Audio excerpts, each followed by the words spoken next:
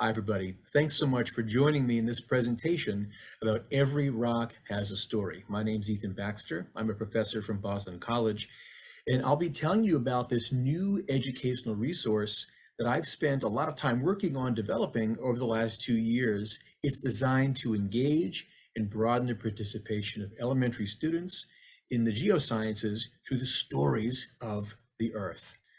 I'd like to acknowledge the support from the Schiller Institute at Boston College and also formal sponsorship from the NAGT.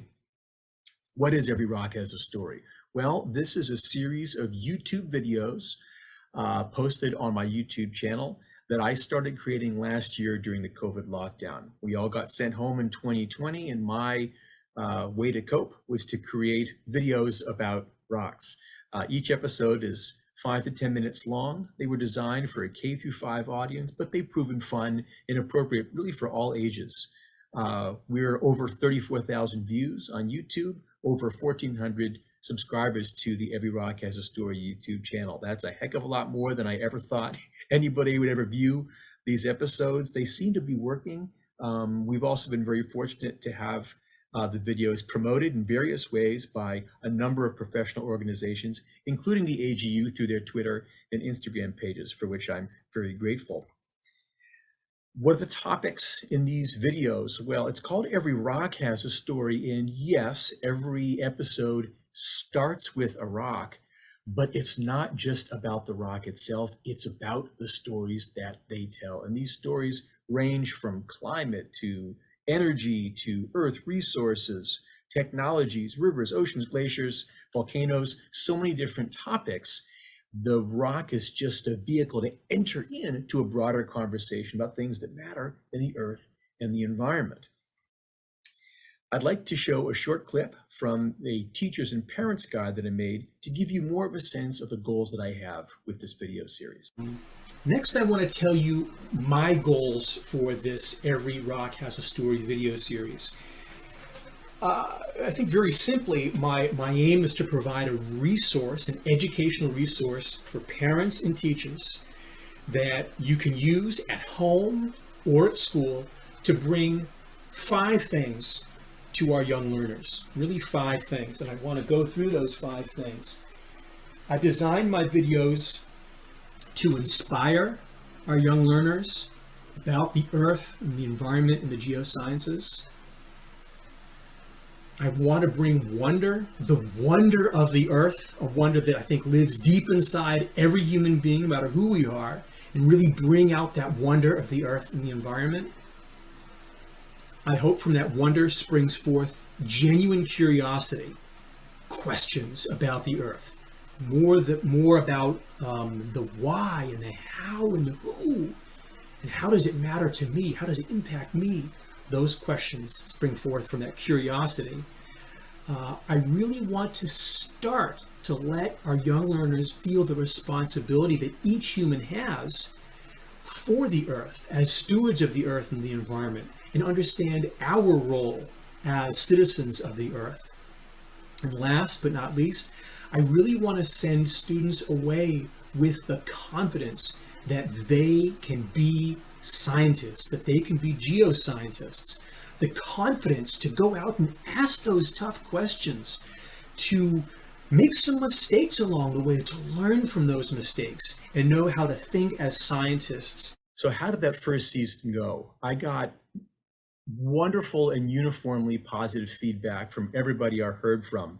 You can read some of these comments, but I've heard from teachers, K-6, science coordinators, superintendents of entire school systems, parents of K-6 children, and many of my faculty colleagues in the geoscience profession telling me how much they liked the episodes. The very best feedback that I started to get were from the kids themselves. And this note right here is one of my favorites from a friend of mine, Nora. Nora says, "I love learning about rocks. They're starting to feel magical to me." This kind of feedback is what really inspired me to consider doing more and making more of this resource that I created. Here's some more folks and some more images. Folks like Mateo and Nora and Daniel wanted to share with me their own videos about rocks, their own science journal pages they've been putting together. I was contacted by a Montessori school in California, pictured on the bottom. I did a Zoom with them. They watched all 44 of the original episodes and loved them. I got science journal pages from all over the country. This is an example of a science journal page in the top right corner submitted by a young student in Canada. We've even had some of our local viewers get in touch with me, like Ronita here, who came to our lab and was able to get a lab tour. So all of the things here were made possible by and derived from these students and their parents and teachers seeing and hearing about Every Rock Has a Story. So bolstered by the positive feedback, and I would say the success that I wasn't anticipating necessarily from the first season, we decided to do something more. We decided to make 17 new episodes currently in this year of 2021. What were the purposes and goals for the new episodes? Well, first and foremost, the goal is to help all children out there understand that they can be scientists, that they can be geoscientists, and to have those kids see themselves as scientists. Well, the big problem with the first set of episodes is the only scientist they saw was me. And this did nothing except perpetuate the classic notion of the old white man as the archetype for what a geoscientist looks like. So what did we do? We invited co-hosts. So all of the new episodes of Every Rock Has a Story in 2021 include co-hosts. And my only rule was that these are people that weren't grown white men like me. Wonderful group of co-hosts who generously gave their time to share their own rock stories. And not only did we get adult co-hosts, but we got kid contributors from around the country who sent in their own videos, their own original videos, and you'll find them appearing alongside episodes where I'm the only host and they contribute their video at the end. And in addition, in the grandest epic episode of all, episode 61 called Rock Stars, that's all 9 kids and their contributions. This is a picture of almost all the kid contributors Zooming with me and our producer, Jen Walker, late at the end of the summer, celebrating all their contributions. It's just been wonderful to meet these kids, inspirational kids, and to help them on their journey through science. In addition, we've learned, and I've learned, that storytelling is actually a proven platform for student sense making, learning science, being inspired by science, and especially that storytelling mechanism can be effective in traditionally underserved communities that we want to really be accessing. A couple of different papers I'm referencing here, helping students make sense of the world, notes the importance of diverse sense-making mechanisms, including forms of storytelling and uses of metaphor that are commonly used in non-European American middle-class communities. Rethinking diversity and learning science, the logic of everyday sense-making. This paper also talks about things like storytelling to bring more students in to understand how they fit in, how those scientific concepts, how the earth, how the environment, how rocks can have some meaning to them. So reinforcing this storytelling platform, we hope, is effective in broadening the reach of what Every Rock Has a Story can do. We've created additional educational resources that I'll show you in a second.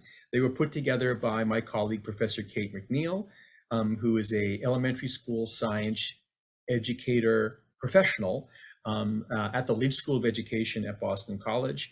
And one of her PhD students, now the science coordinator at the Westboro Public Schools, Dr. Rebecca Cash-Singer.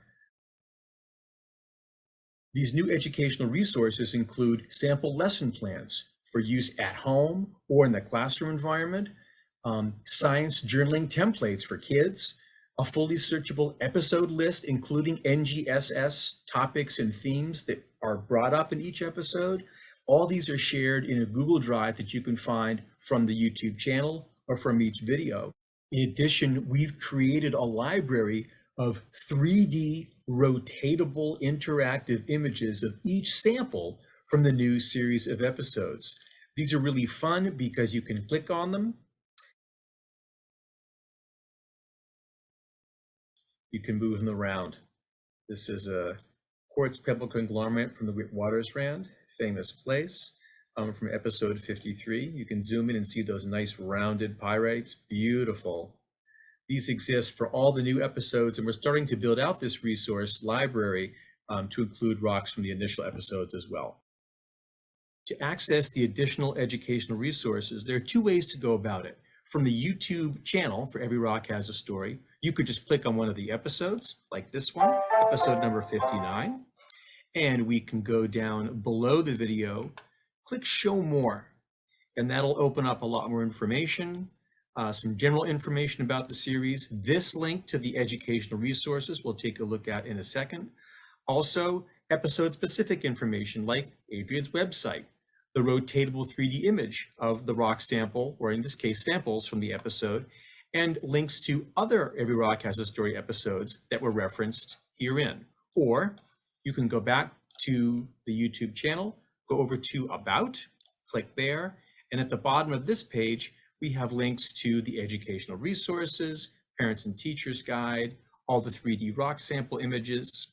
If we click on educational resources, here we have the episode list, pictures of the rocks and samples from the first original 44 episodes, and then the new resources here, for example, for classroom learning, an overview, sample journal ideas for students, templates for journaling for students, and also the sample lesson plans that we've put together.